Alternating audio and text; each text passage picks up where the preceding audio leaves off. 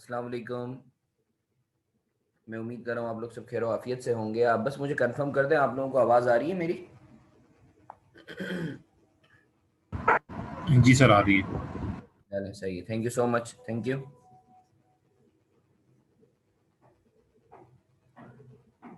मैं बस screen share कर लूँ, फिर हम लोग स्टार्ट करते हैं।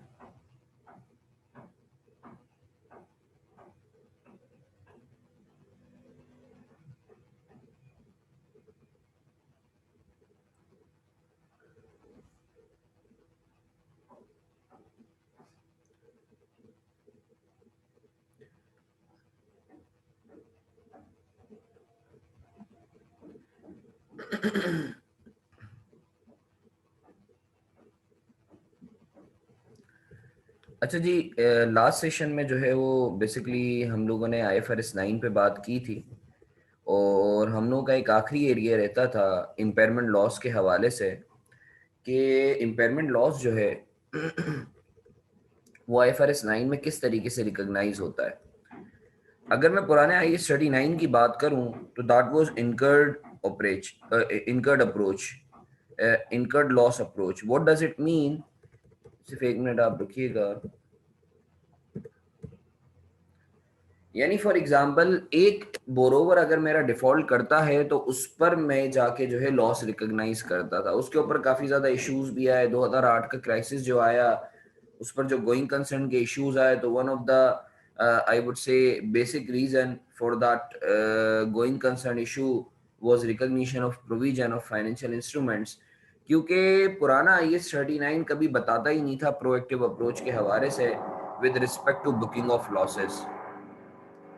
IFRS 9 वॉज लाइक कि IFRS 9 में जो बातें की गई हैं उसके अंदर उसने बोला है कि भाई आप डे 1 पे जब आप किसी को लोन दे रहे हो तो आप डे 1 पे ही जो है लॉसेस बुक करो, जिसको वो बोलता है expected credit losses, ECL model. यानी इम्पेयरमेंट लॉस बुक करना है on the basis of ECL model.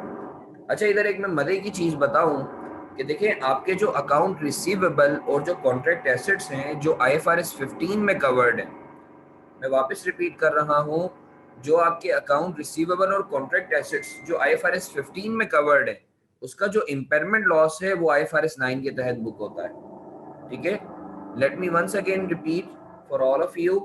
देखें, आपका अकाउंट रिसीवेबल और कॉन्ट्रैक्ट एसेट IFRS 15 में कवर होता है, रेवेन्यू, मगर उसका जो इम्पेयरमेंट लॉस है वो यहाँ कवर होता है अंडर IFRS 9। अच्छा जी, आगे बढ़ते हैं। खैर, तो इम्पेयरमेंट लॉस में basically expected credit loss model basically use किया गया है। What does it mean? यानी स्टैंडर्ड बोलता है कि यार देखो, जब आप लोन दे रहे हो ना तो based on the credit worthiness, based on the certain criteria, though it might be the subjective one, सही है, based on the certain establish criteria आप क्या करोगे, आप एक एक्सपेक्टेड क्रेडिट लॉस निकालोगे। बाकायदा एक फार्मूला दिया गया है, वो मैं आपको बताता हूँ, उसकी बेसिस पर जो है हमने लॉस बुक करना है। अच्छा देखिए, सबसे पहले उसने बात की स्टेजिंग की, कि इम्पेयरमेंट लॉस बुक करते हुए आप क्या करो, या आप जब भी किसी को लोन दे रहे हो तो आप उसको स्टेज उसकी स्टेजिंग कर लो। ठीक है, 3 स्टेजेस उसने बताए हैं। अदील भाई का मैसेज आया है, आवाज नहीं आ रही, तो मुझे दूसरे पार्टिसिपेंट्स प्लीज कंफर्म कर दें कि आप लोगों को आवाज आ रही है या नहीं आ रही, वरना अदील भाई को हम लोग बोल दें कि वो वापस से रिज्वाइन कर लें। बाकी पार्टिसिपेंट्स को आवाज आ रही है? अदिल भाई, आई बिलीव आपका नेट का इशू है, अगर आप एक दफा वापस से ज्वाइन कर लेना। अच्छा जी, खैर, तो मैंने आपसे बात की कि देखिए इम्पेयरमेंट लॉस बुक करते हुए सबसे पहले आप स्टेजिंग करेंगे। यानी आप अपने फाइनेंशियल एसेट्स को स्टेजेस में तोड़ेंगे with respect to credit worthiness या with respect to its credit risk. Stage 1 सबसे लो रिस्क वाला स्टेज है, which is called performing. Stage 2 under performing. Stage 3 non performing.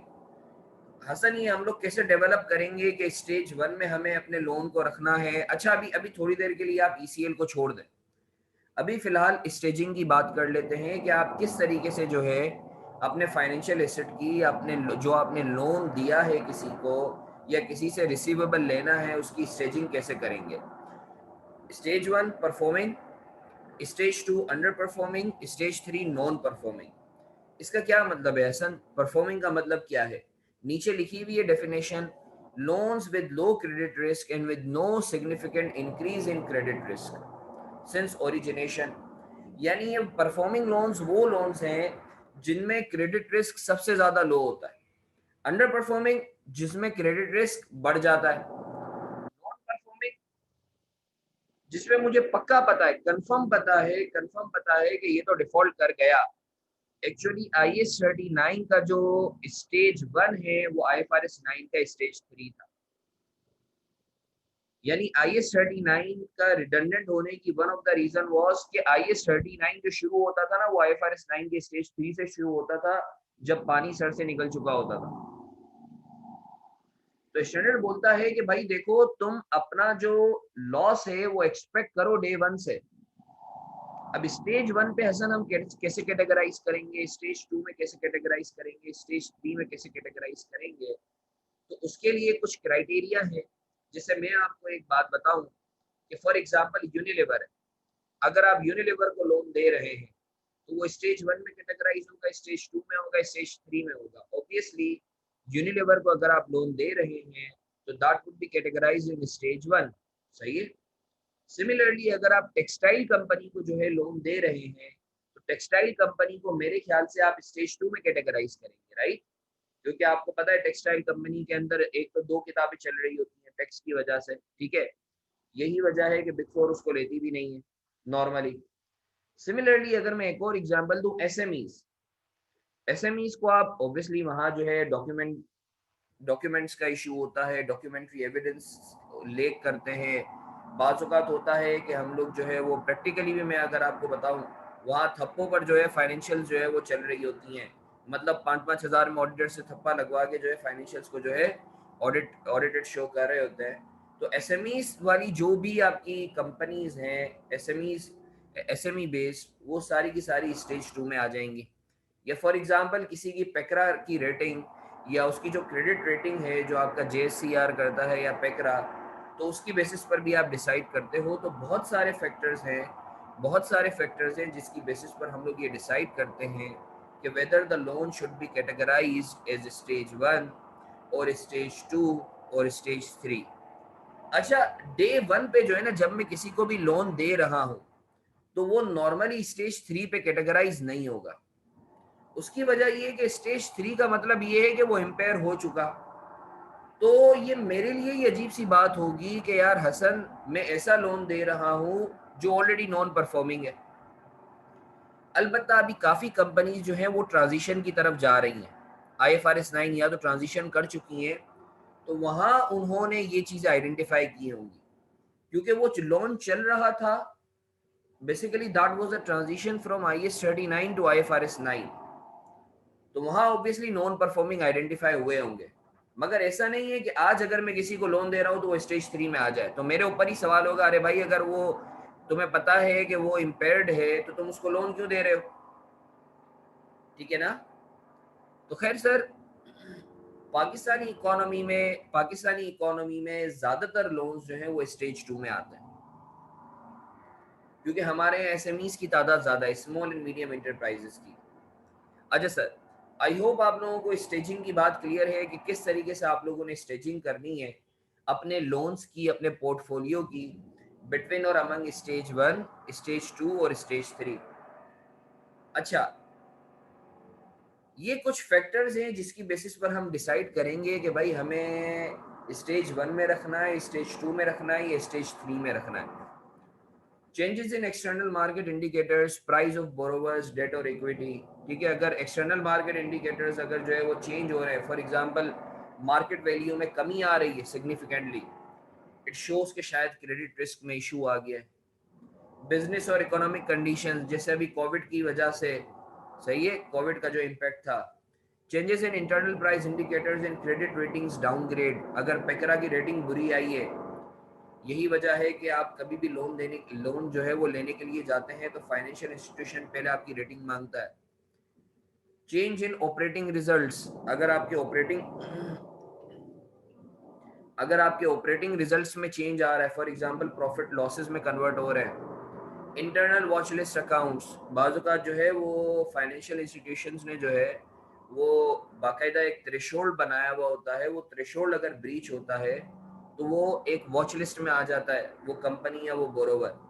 तो अगर वॉच लिस्ट में बेसिकली आ रहा है आपका बोरोवर, सही है, जो आपने मॉडल बनाया हुआ है, जैसे हम लोगों का है कि मैं आपको एक बात बताऊं कि 60 दिन या उससे ज़्यादा अगर किसी भी बोरोवर को हो जाए अगर ड्यू डेट से, तो हम उसको वॉच लिस्ट में डाल देते हैं। इसी तरीके से changes in the value of collateral in repayment behaviour, अगर फॉर एग्जांपल रीस्ट्रक्चरिंग हो रही है या रीपेमेंट की तरफ जा रहे हैं, सही है, या जो उसने कोलेटरल्स लिखवाए हुए हैं उसकी वैल्यू में कमी बेशी आ रही है, तो आपका स्टेज भी you may consider changing the stage. अच्छा, स्टैंडर्ड ने एक बहुत इंपॉर्टेंट चीज बताई हुई है कि देखिए ड्यू डेट से, ड्यू डेट का मतलब ये है कि जब उसने पे करना था। ड्यू डेट से अगर 30 दिन से ज्यादा हो जाते हैं किसी भी बोरोवर को, ड्यू डेट पर उसने पे करना था, से उसने पे करना था 1 फरवरी को, उसने 1 मार्च तक मतलब 30 दिनों तक पे नहीं करा, तो स्टैंडर्ड बोलता है कि अगर तो इसने 30 दिनों तक ड्यू डेट से पे नहीं करा तो आप बाय डिफॉल्ट इसको स्टेज 1 से निकाल के स्टेज 2 में डाल दो। अलबत्ता it's a rebuttable assumption, it's a rebuttable presumption कि वैसे तो आपने as a rule of thumb जो भी क्रेडिट, ये जो भी डेटर आपका 30 दिनों से ज्यादा, अगर उसको 30 दिनों से ज्यादा due date, for example due date को उसने रीपेमेंट करनी थी, अलबत्ता 30 दिनों से ओवर ड्यू हो गया है, मतलब उसने अभी तक पे नहीं किया है और 30 दिन हो चुके हैं, तो स्टैंडर्ड बोलता है कि इस डेटर को आप उठा के स्टेज 2 में डाल दो। अलबत्ता अलबत्ता अलबत्ता बाकायदा आगे वो लिखता है, स्टैंडर्ड में लिखा हुआ है कि दैट्स अ रीबटेबल अजम्पशन, कि अगर तो आप ये जस्टिफाई कर लो कि यार इसका रीपेमेंट बिहेवियर है ही ऐसा, फॉर एग्जांपल ये नॉर्मली ही 40-50 दिनों में पे करता है, जैसे एमएनसीज जो हैं वो हमेशा अपने वर्किंग कैपिटल चेंजेस को मैनेज करने के लिए थोड़ा सा डिलेड पेमेंट्स करती हैं, तो अगर तो आप ये जस्टिफाई कर सकते हो तो फिर तो भले आप जो है इसको स्टेज 1 में जो है क्लासिफाई करते रहो, मगर अगर आप जस्टिफाई नहीं कर सकते कि भाई ये इसका रीपेमेंट बिहेवियर एक based on the past experience नहीं है कंसिस्टेंट, वो अचानक से अगर 30 दिनों से ज्यादा ओवरड्यू कर जाता है, तो स्टैंडर्ड बोलता है कि आप इसको स्टेज 1 से उठा के स्टेज 2 में डाल दोगे। तो ये मैंने बेसिकली आपको बताई है कि आप स्टेजिंग जो है वो किस तरीके से, किस क्राइटेरिया की बेसिस पे करते हो। अब हसन, स्टेजिंग करके हमने करना क्या है, तुमने स्टेजिंग बता दी, अब जरा ये भी बता दो कि स्टेजिंग करके हम करेंगे क्या। देखें, आप एक्सपेक्टेड क्रेडिट लॉसेस निकाल के ना आप क्या करते हैं कि ये, बल्कि चले मैं थोड़ा सा आपको आगे बताऊंगा, अभी आगे बढ़ते हैं। अब ये आ गया ईसीएल। हसन, ये एक्सपेक्टेड क्रेडिट लॉस तुम बातें कर रहे हो, ये ईसीएल है क्या, जरा बताओ। देखिए, स्टैंडर्ड ने इसका एक फॉर्मूला दिया है ईसीएल का, PD into LGD into EAD, exposure at default into loss given default into PD, probability of default. एक आसान सी एग्जांपल ले लेते हैं, फॉर एग्जांपल मैंने किसी कंपनी पे एक्सपोजर लिया हुआ है 100 मिलियन का, इसको मैं 100 रुपया दे देता हूं, तो मेरा एक्सपोजर एट डिफॉल्ट जो है वो 100 मिलियन है, ठीक है। मैंने एक्सपोजर कितना लिया हुआ है उस कंपनी पे, 100 मिलियन का। अच्छा, अब exposure at default Islamic banking और कन्वेंशनल बैंकिंग में थोड़ा सा डिफरेंस है।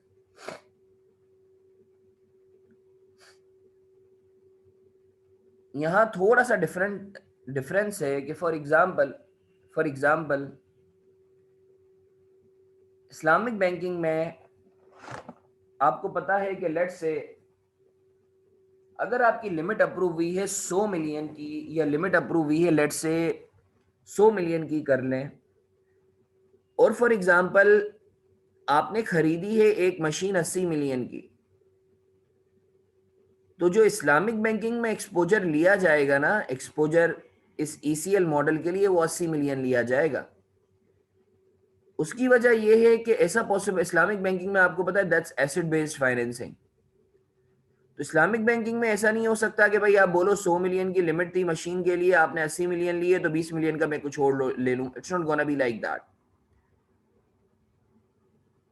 जबकि इसके बरक्स ये कन्वेंशनल फाइनेंसिंग होती तो वहां आपका एक्सपोजर 100 मिलियन ही रहता। तो ये कुछ प्रैक्टिकल इश्यूज हैं एक्सपोजर के हवाले से। आप ये समझ लें एक्सपोजर को आम फहम जबान में, जितना आपने फाइनेंसिंग की हुई है, जितना आपने लोन दिया हुआ है, जितना आपका रिसीवेबल है, that is exposure, that is your exposure.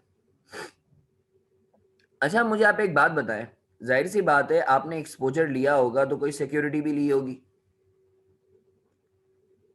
ठीक है ना? तो मुझे आप एक बात बताएं, लेट्स से अगर आपने 100 मिलियन का एक्सपोजर लिया है और आपने 60% सिक्योरिटी ली हुई है, तो लॉस गिवन डिफॉल्ट कितना है? वो 100% नहीं है, वो 40% है। ऐसा ही है ना? क्योंकि देखिए ना, अगर तो 100 मिलियन वो डिफॉल्ट करता है 100 मिलियन का, तो आप 60% रिकवर कर सकते हैं थ्रू द गारंटीज, या थ्रू द सिक्योरिटी, या थ्रू द कोलेटरल्स। तो लॉस गिवन डिफॉल्ट कितना है आपका? 40%। फॉर एग्जाम्पल आपने एक्सपोजर लिया हुआ है 100 मिलियन का, loss given default is 40% because 60% is a collateral. तो मैं बोलता हूं कि यार अगर तो in case of loss, in case of loss in case of default मेरा लॉस कितना होगा? तो वो मेरा 100% नहीं होगा, मेरा लॉस होगा 40%। क्यों? क्योंकि I would be recovering some amount from the collateral which is 60% of the exposure. तो ईएडी इंटू एलजीडी, ये फॉर्मूला भी into PD, probability of default. देखें प्रोबेबिलिटी ऑफ डिफॉल्ट ये हम लोगों का काम नहीं है, ये रिस्क वालों का काम है। रिस्क वाला हमें बताते हैं, जैसे अलग अलग मॉडल्स बने हुए हैं। स्टेट बैंक ने ओआरआर का कॉन्सेप्ट निकाला हुआ है, ऑब्लिगर्स रिस्क रेटिंग, 1 से लेके 12 तक। उसकी बेसिस पर एक परसेंटेज आती है। अलग अलग मॉडल्स जो हैं वो फाइनेंशियल इंस्टीट्यूशंस ने और उनके कंसल्टेंट्स ने बनाए हुए हैं। तो प्रोबेबिलिटी ऑफ डिफॉल्ट जो है, ये एक सवाल आया है,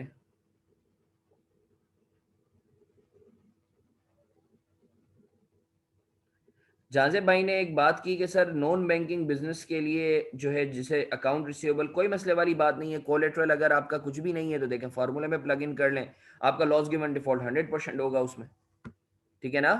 आपका एक्सपोजर लेट से 100 हो जाएगा, लॉस गिवन डिफॉल्ट 100% होगा जाजेब भाई, सही है ना? तो स्टैंडर्ड बोलता है कि भाई देखो जो तुम्हारी अरेंजमेंट है ना उसको इधर प्लग इन कर दो। से आपने कोलेटरल 100% लिया हुआ है तो आप इंटू लॉस गिवन डिफॉल्ट आपका शायद 0 होगा, मगर remember that would be on market value. Collateral जो है वो आपकी फिर मार्केट वैल्यू पे आप चेक करेंगे, सही है ना? अच्छा जी, प्रोबेबिलिटी ऑफ डिफॉल्ट ये आपका रिस्क डिपार्टमेंट नॉर्मली बता रहा होता है, सही है, और इसी पर सबसे बड़ा फड्डा होता है। उसकी वजह ये है कि हमारी जो इकोनॉमी है वो अनडॉक्यूमेंटेड इकोनॉमी है। तो खैर लेट्स से एक कंपनी का प्रोबेबिलिटी ऑफ डिफॉल्ट था लेट्स से 5%, तो आपका ईसीएल कितना निकलेगा? 100 इंटू 40%, तो 40 आया, इंटू 5%, 40 का 5% कितना होता है? 2 मिलियन। तो ईसीएल कितना रह गया? 2 मिलियन हो गया। अच्छा देखें अगेन, मैं आपको एक और चीज अर्ज करूं, मैं आपको एक और चीज अर्ज करूं कि स्टैंडर्ड कतन ये नहीं बोलता कि यार आपने, वो आपको बिजनेस करना नहीं सिखा रहा। आईएफआरएस 9 सिर्फ ये बोलता है कि जो आप बिजनेस में चीजें कैरी आउट कर रहे हो ना, उसको इस फॉर्मूले के तहत आप निकाल के अपने अकाउंट्स में शो कर लो। स्टैंडर्ड कतन ये नहीं बोलता आपने सिक्योरिटी लेनी है, आपने कोलेटरल लेना है।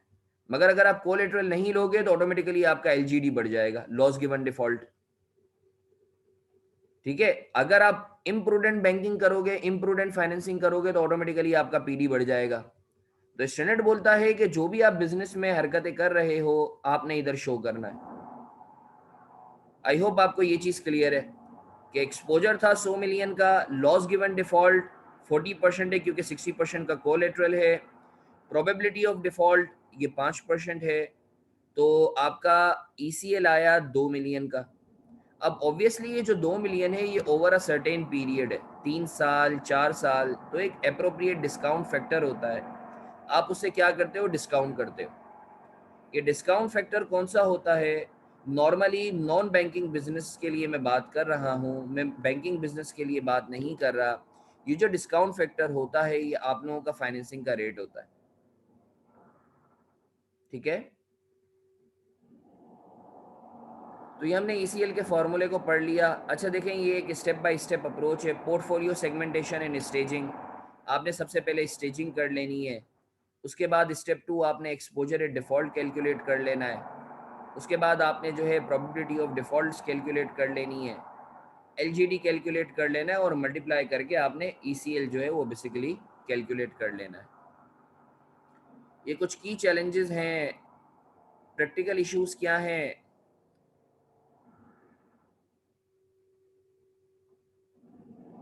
कि देखें, अव्वल बात तो ये है, ये जितनी भी बातें की गई हैं आईएफआरएस 9 के हवाले से, अब रिस्क डिपार्टमेंट में ऐसे रिलेवेंट बंदों को हायर करना जो एक्चुअरी भी हों और उनको थोड़ी बहुत अकाउंटिंग भी आती हो, जाहिर सी बात है ऐसे लोग कम हैं। एसएमई सेक्टर के अंदर ये सबसे बड़ा रिस्क है, क्योंकि हमारी जो सबसे ज़्यादा फाइनेंसिंग होती है वो एसएमई सेक्टर में होती हैं, ठीक है, और वो इतनी ज़्यादा रेगुलेटेड भी नहीं है। और जाहिर सी बात है कि हम उनकी जो रेटिंग निकालेंगे वो उनके डेटा की बेसिस पे, वो डेटा ही रिलायबल नहीं है। जहाँ कुछ पैसों में जो है उनके ऑडिट ऑडिट जो अकाउंट्स हैं वो ऑडिट होके आ जाते हैं।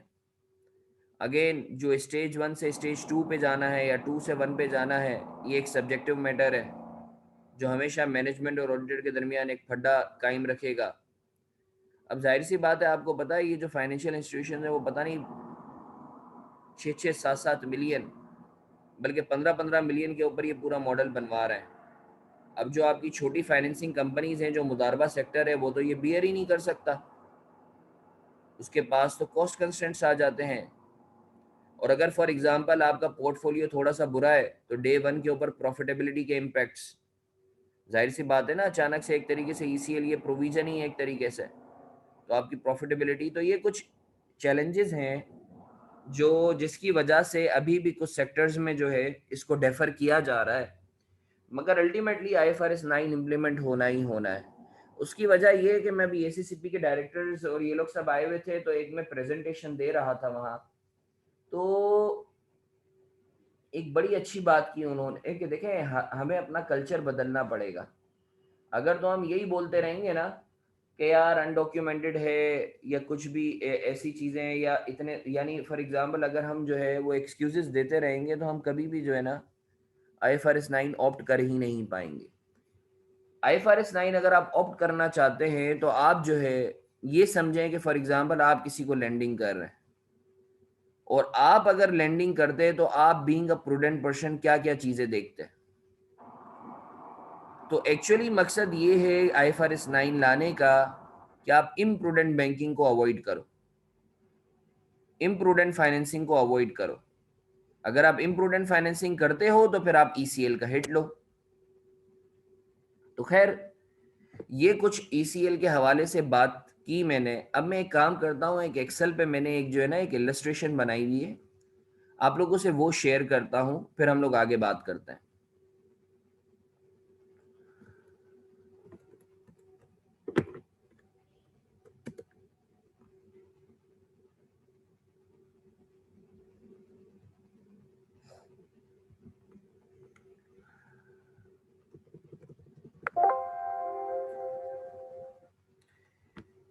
अच्छा देखें, एक चीज समझिएगा, जब आप आईएफआरएस 9 पढ़ेंगे तो उसके अंदर उसने दो अप्रोचेस दी हुई हैं, सिंप्लीफाइड अप्रोच और जनरल अप्रोच।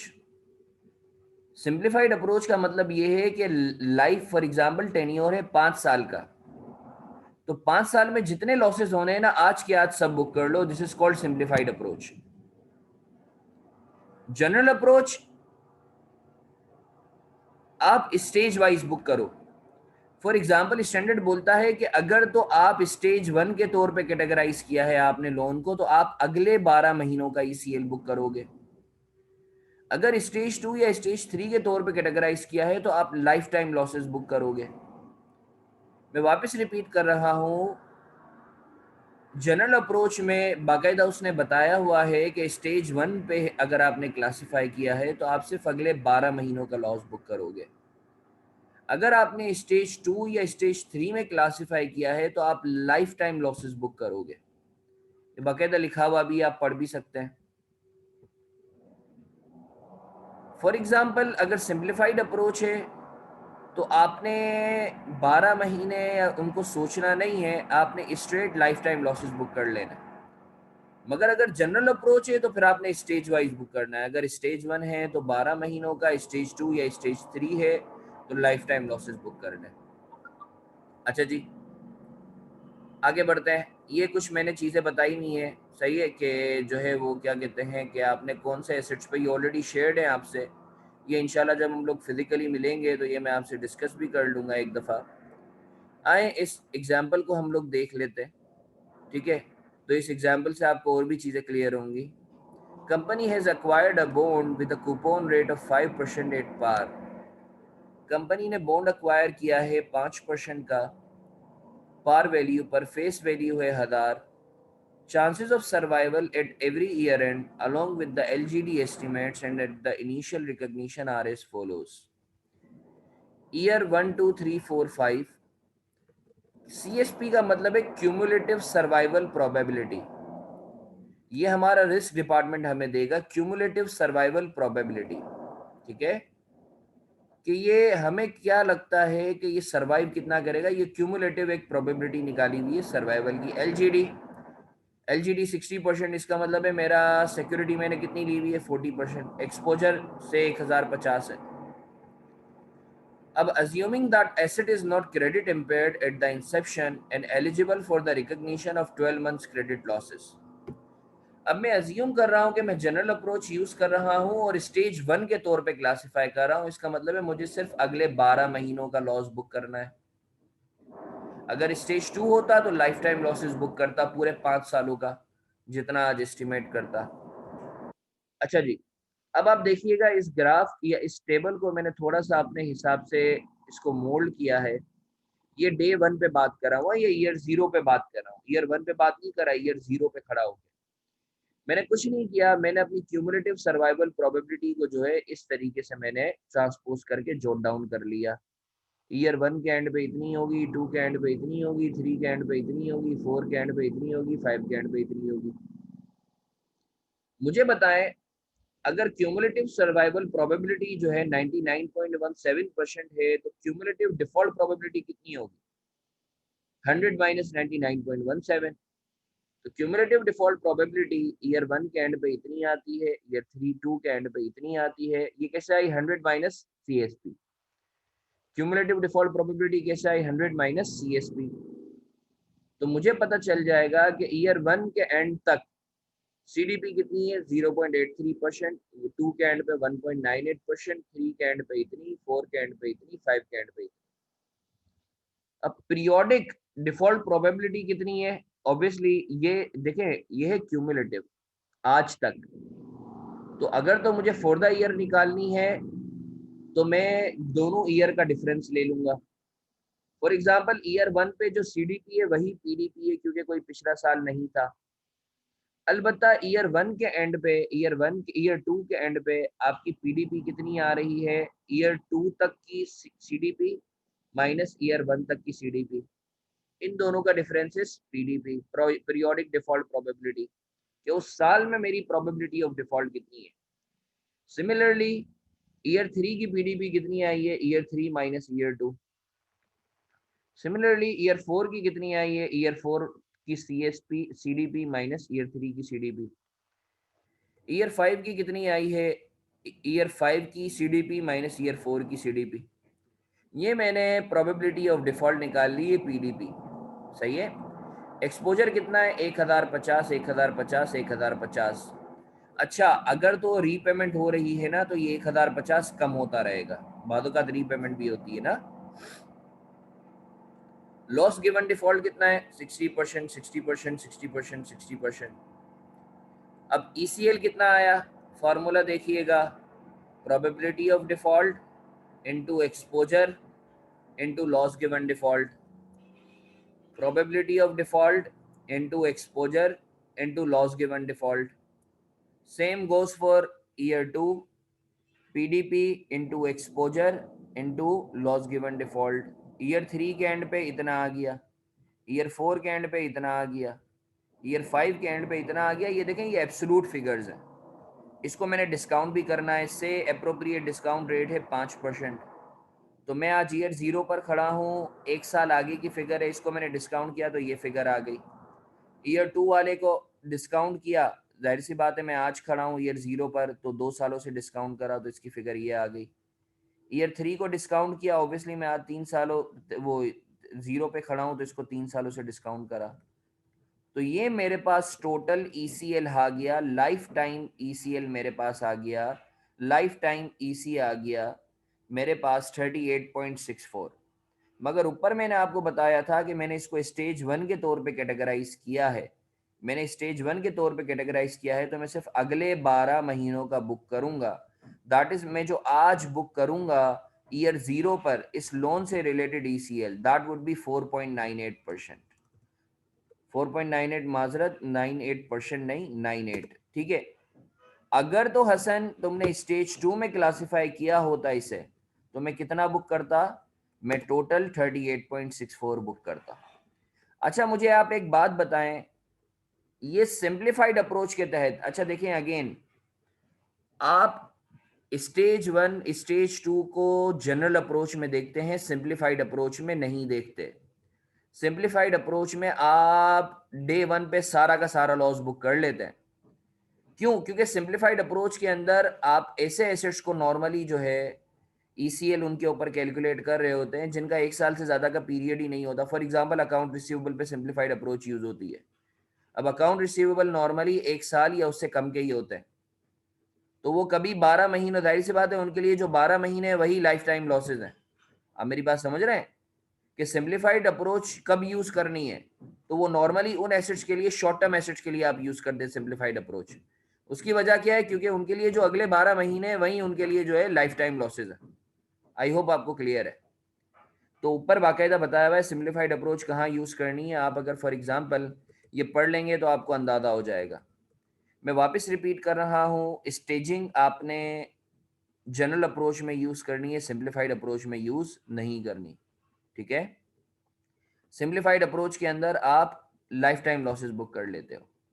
जनरल अप्रोच में स्टेज 1 में 12 महीनों में करते हो, 12 महीनों का करते हो, और स्टेज 2 और स्टेज 3 में लाइफ टाइम लॉसेस बुक करते हो, ठीक है। ये बाकायदा मैंने बताया हुआ है कि सिंप्लीफाइड अप्रोच कहाँ कहाँ आपने यूज करनी है। देख रहे हैं, account receivable with significant financing component, क्योंकि ये 1 साल से ज्यादा का होगा तो ऑप्शनल है।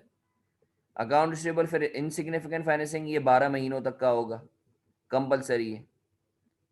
सही है, तो ये सारी बातें हम लोग डिस्कस करेंगे। आगे बढ़ते हैं। Let's say at year 0, management has to decide whether to classify bond as stage 1 low risk or stage 2 low risk, stage 2 high risk. For stage 1, 12 months credit loss are booked as provision for impairment. Stage 2, entire credit loss for whole life are booked at year 0 as provision for impairment.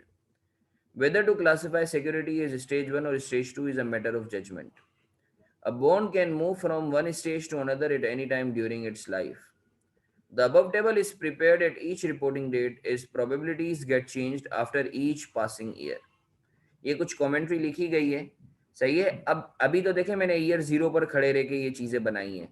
अब हम एक काम करते हैं, हम assume करते हैं कि 1 साल गुजर गया, फिर क्या चीजें होंगी। जब तक आप अगर इसको देखना चाहते हैं, इसको रीड करना चाहते हैं तो आप कर लें, फिर हम लोग आगे बात करते हैं। मैं आप लोगों को 2 मिनट दे रहा हूँ।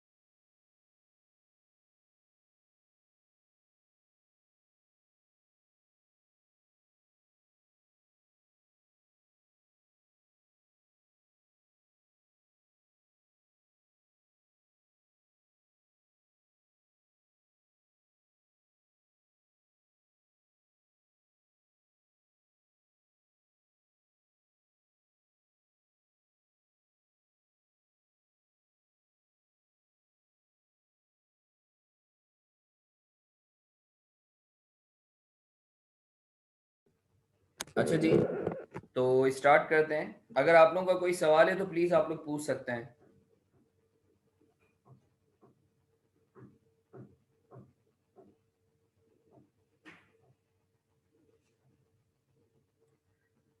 अगर आप लोगों का कोई सवाल है तो आप पूछ सकते हैं, else we should move on.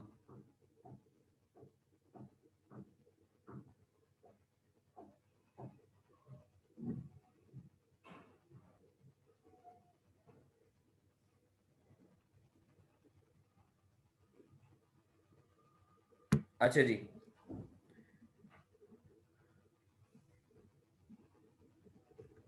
अब अज्यूम करते हैं, लेट्स से इलस्ट्रेशन बिल्कुल सेम ही है, इलस्ट्रेशन बिल्कुल सेम है। हम अज्यूम करते हैं कि एक साल गुजर गया, एक साल गुजर गया। अब जो एस्टिमेट्स हैं वो चेंज हुए हैं।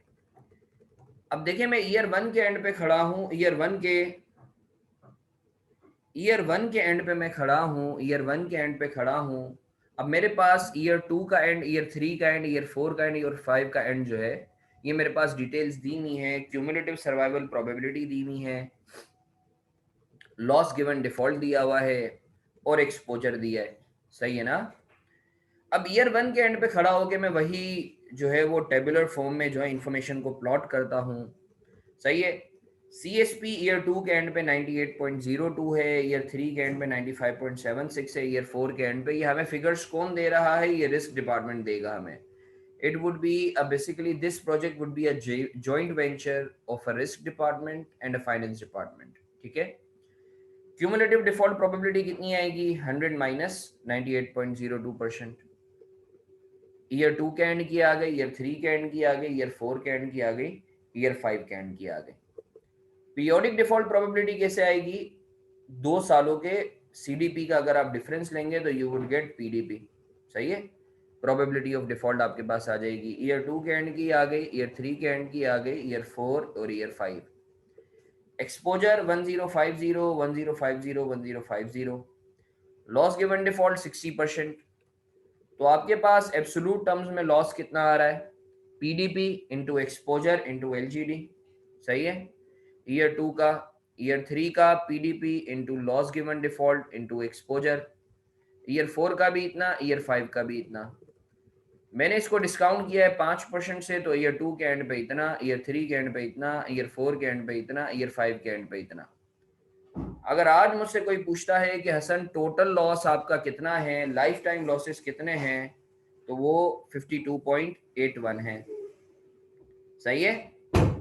अच्छा जी, अब मैं अज्यूम कर रहा हूं कि इस सिनेरियो में आप स्टेज वन के तौर पे आपने क्लासिफाई नहीं किया, ईयर वन के एंड पे आपने स्टेज टू के तौर पे क्लासिफाई किया है इस लोन को।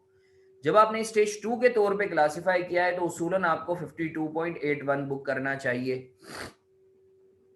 ठीक है ना? आपको 52.81 बुक करना चाहिए। आप ऑलरेडी पिछले साल कितना बुक करके बैठे हुए हो? 4.98। तो आप 4.98 को रिवर्स करेंगे और 52.81 बुक करेंगे। अच्छा हसन, अगर मैं स्टेज वन के तौर पे ही क्लासिफाई करता तो आप 4.98 बुक कर चुके थे, आप 11.88 आपको बुक करना था। तो 4.98 को रिवर्स करते हैं और 11.88 बुक करते हैं, या 11.88 और 4.98 का डिफरेंस लेते हैं, अगर तो आप ये अज्यूम करते कि स्टेज वन के तौर पे ये क्लासिफाई होगा तो। सही है। एंट्रीज देख लेते हैं। ईयर जीरो पर investments debit, cash credit. Year zero पर ही आपने देखा 4.98, ये जो हमने बात की थी, ईयर जीरो पर ही मैंने ईसीएल बुक कर लिया। ईयर वन के एंड पे cash debit, interest income credit, सूद आएगा हम लोगों के पास। 4.98 को रिवर्स कर दिया, ये देखें इंपेयरमेंट की एंट्री, 4.98 को रिवर्स कर दिया है। सही है। और फिर मैंने लाइफ टाइम लॉसेस बुक कर लिए हैं, impairment loss debit, provision for impairment credit. सही है। ये जनरल अप्रोच थी, तभी हम लोगों ने स्टेजिंग की है। अगर तो ये सिंप्लीफाइड अप्रोच होती तो हम कोई भी क्लास होती, हम सारा का सारा लाइफ टाइम लॉसेस बुक करते हैं। असल सिंप्लीफाइड अप्रोच कब यूज करनी है, जनरल अप्रोच कब यूज करनी है, ये ऊपर बाकायदा मैंने एक टेबल बनाया हुआ है जिसके अंदर ये दिखाया हुआ है कि भाई सिंप्लीफाइड अप्रोच कहाँ यूज करनी है, जनरल अप्रोच कहाँ यूज करनी है। एक आम फहम जबान में अगर मैं बताऊं, सिंप्लीफाइड अप्रोच आपने वहां यूज करनी है जहां आपका रिसीवेबल 12 महीनों से कम का हो, यानी आपकी जो आपने जो फाइनेंसिंग दी हुई हो उसका टेन्योर 12 महीनों से कम का हो। आप मेरी बात समझ रहे हैं? ये मैंने जनरल एक आपको आसान सी आम फहम जबान में मैंने आपको बता दिया है कि where to use simplified approach and where to use general approach. ठीक है। नॉर्मली जनरल अप्रोच यूज होती है, सिंप्लीफाइड अप्रोच सिर्फ और सिर्फ अकाउंट रिसीवेबल में यूज होती है। सिंप्लीफाइड अप्रोच सिर्फ और सिर्फ अकाउंट रिसीवेबल में यूज होती है। तो ये हम लोगों का अल्हम्दुलिल्लाह इम्पेयरमेंट लॉस के ऊपर कुछ जो है इम्पोर्टेंट बातें थी वो हम लोगों ने डिस्कस की हैं। तो आईएफआरएस 9 हम लोगों का कंक्लूड होता है।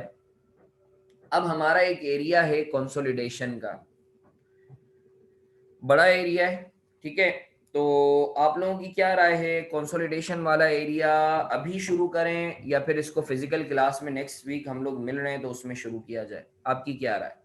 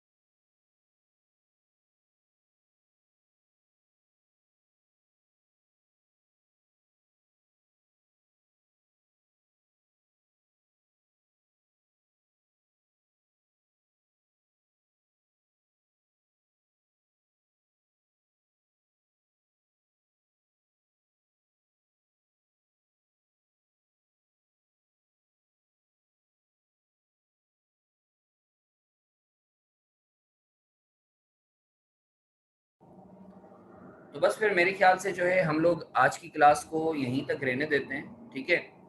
और नेक्स्ट वीक के अंदर हम लोग एक कंसोलिडेशन वाला एरिया जो है स्टार्ट करेंगे, टेक्निकल एरिया है। तो मैं चाहूँगा कि आप लोग सब डे वन से जो है क्लासेस ये कंसोलिडेशन के लिए मैं कोशिश करूँगा कि नेक्स्ट वीक जो क्लास हो वो मैं 2 घंटे की जगह 4 घंटे की लगाऊँ, ताकि हम लोग कोशिश करके जल्द से जल्द जो है चीज़ों को कवर कर लें। तो आज मेरे ख्याल से इतना ही रखते हैं, तो इंशाल्लाह फिर नेक्स्ट वीक मुलाकात होती है। ठीक है। Thank you so much. Thank you.